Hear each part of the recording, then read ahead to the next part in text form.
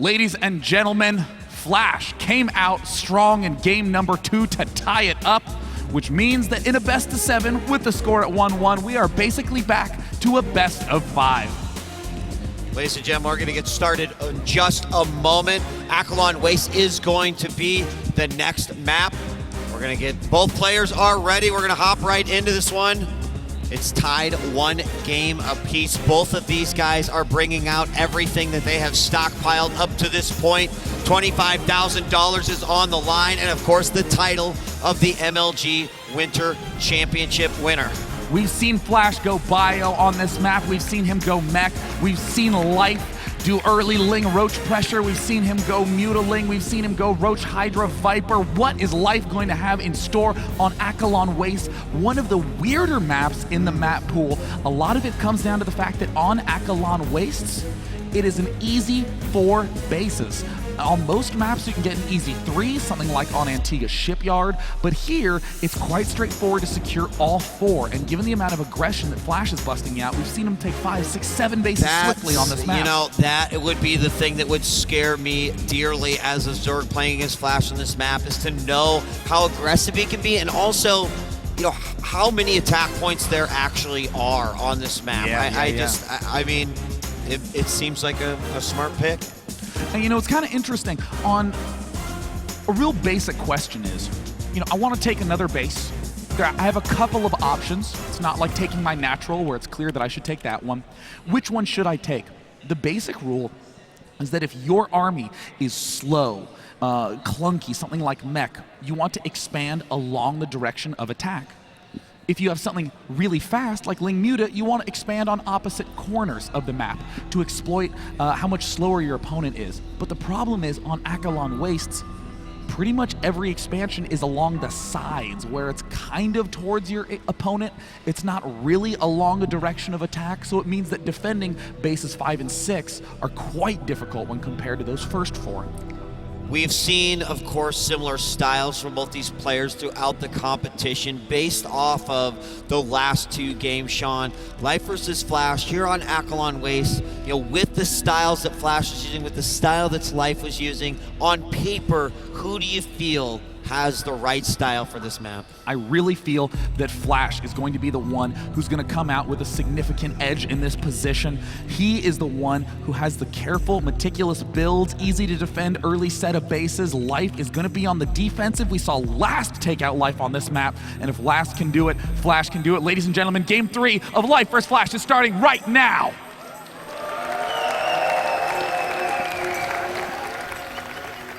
Acheron Waste is the map. We are loaded in, and we are going to introduce our players. In the northwest position, as the Red Zerg has 1 game tied with his opponent. Ladies and gentlemen, give it up for Startail Life.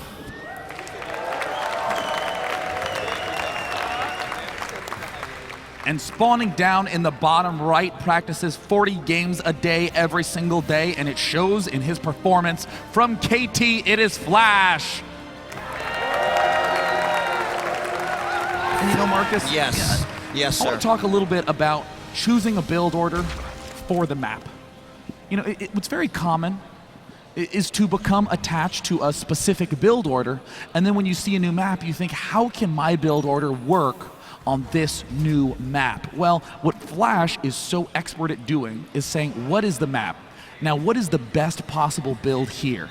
Let me just get good at that. We've seen him on this map go for the Reaper opening. This is one of the best maps to do it because of all the high-low ground alternations. But a lot of other players are doing that on every map. They're trying to bend it to work. Not Flash. Flash is very, very meticulous about planning that sort of thing out. Well, I mean, in relation to Flash's Brood War career, this was a much more prevalent thing to do in Brood War than it was during the Wings of Liberty era. Is that accurate? Yeah, I mean, certainly in Brood War, the maps had a significant impact due to the fact that the units were quite large when compared to terrain. I mean, in StarCraft 2, you can pretty much fit a maxed army up and down, even this thin ramp we're looking at, without more than, you know, 3 to 5 seconds of time. However, as the maps are getting more creative in StarCraft 2, we're starting to see wildly different outcomes. I mean, this map is totally different from Whirlwind. Yeah, absolutely. I mean, in night and day, really. And we are going to see what's happening here in the front. We've got, of course, Hatchery going down for Life, the quick command center for Flash. Both players, interestingly, off of a map that you'd think is probably smaller in comparison to a few. It's not going to matter. Both players want to get that expansion down as quickly as possible. Now, here's an interesting fact just coming from Twitter from Polarius1. Says Yes. that in 9 MLG finals have started off 1-1. The game 3 winners have won 8 of those 9 finals. Wow. This is a critical game in terms of momentum for the series. That is a pretty hard statistic to actually argue with, and obviously even more difficult to try to go up against. It's absolutely insane. I'm going to see if it's going to happen here. I mean, third game, probably another very important game in a best of 5. Of course, H1 carries a significant amount of weight, Sean. But if the stat proves to be true, then maybe we'll find out who the winner will be after this game. Now, of course, the one exception to that rule was Life.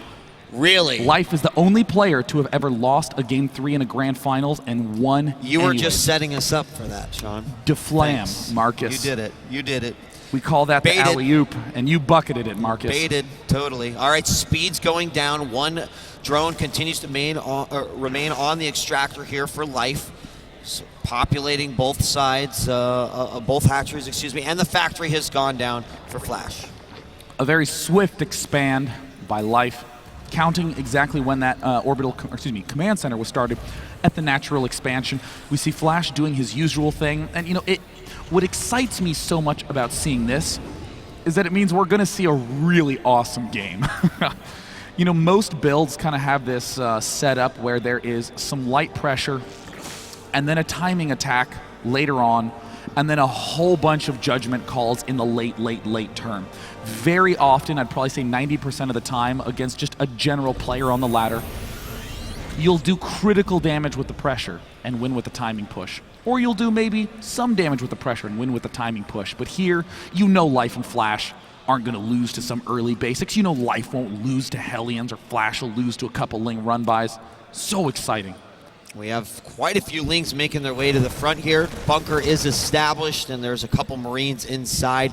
Can make their way around to the third, but I'm not sure that's exactly what Flash has, or excuse me, what Life has in mind. At this point, we're going to see the third CC come down for Flash, and he does lower those depots to let a few of those Hellions out. He's going to go after these Zerglings, try to get a few kills on the map. Keep in mind, all of the Vision Tower right now does belong to Life, with the exception of the Western Tower, and this is the map that has 4 Xel'Naga towers in it. You know, what's something that's kind of weird about the Mutalisk in this matchup is due to the fact that so many players were opening up Banshee and Wings of Liberty.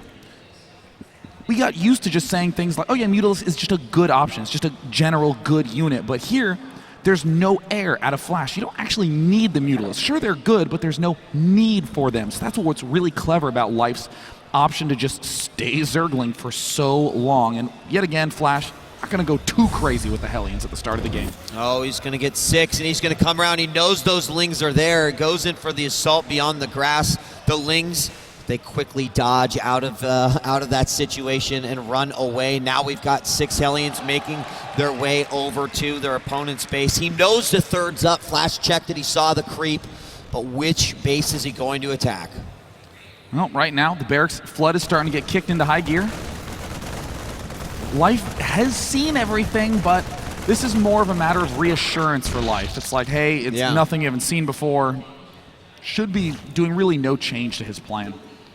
Lair going down for Life now, and he's just on perfect track, spreading that creep as far out, also connecting the natural and the third. Hellions take a couple of hits and move back. Right now, Life has full vision of at least the middle of the map, pulling those Lings back, but leaving one behind. We're going to see that third command center dropped for Flash, and I do believe this Overlord will spot it. Yes, it does, and with Zerglings on the map, we're going to need to we'll see if Life is actually going to go and immediately try to attack that. A swell of Zerglings coming out, and I think that's exactly what he has in mind. This is why Flash needs to stay defensive against Life. Life loves these early flood-in timings, and it looks like that's exactly what he's doing. Marcus, Baneling Nest, getting the research for the Baneling speed first. No Spire, it's going to be an assault. We saw this work magnificently against Pult. We saw it fall flat terribly against Last. It all comes down to the control of Terran. So when it fell versus Last, was it due to mines at all? Because we've also seen this fall just because that perfect mine hit. Well, what happened is, I mean, Life threw in a couple of Zerglings to Last. The mines detonated. And then without combat shield, Last did the most beautiful, perfect splitting to annihilate the Ling Baneling. Far and away the best split I've seen this entire tournament. So Flash, given that he is really the master of all mechanics, he certainly has the skills that it would take to deflect this sort of attack. But right now it's a numbers game. Yeah. 84 Zerglings. 86 Zerglings versus 21 Marines. They're going to be 1-1, and there the Banelings are morphed just north of Flash's natural. Now, Flash is putting down some defense. He's got a depot wall as well as a bunker in the back. Oh no, there are so many Zerglings, 78 on the field. The rest of them are Banelings, and here they go. Flash rolling down. Right, he's totally Flash out of position. Has absolutely nothing here to defend. Just a single Marine. He misses the lift. Life floods in with massive amounts of units. The Banelings doing their best to connect, and oh my God, Life. Yes. Nails Marines melted. Hellions the only thing left. He puts himself in a position to try. GG! There is no position Flash could have put himself into. It was unfortunately a bad move out by Flash, trying to go for some aggression. Life had other things in mind, and honestly, it's all about the vision of that map. That was a convincing win. Not only did Life win with one clean, easy attack, but he did it with plenty of wiggle room behind. If that attack was decimated, no problem. He's been stockpiling gas with 6 geysers up, can transition into Mutalisk, can easily get a 4th base up. Life has a clear command of this style. Very clear command, and that means that Life is going to take the 3rd game. Maybe now it's Flash's turn to make that stat come untrue. And we are going to be moving on to Newkirk City as the next matchup. Ladies and gentlemen, MLG is currently trending in the US. Let's make it worldwide. We appreciate your support here, and of course the players do as well. This epic final will continue. Life versus Flash, Game 4. It's coming up after this.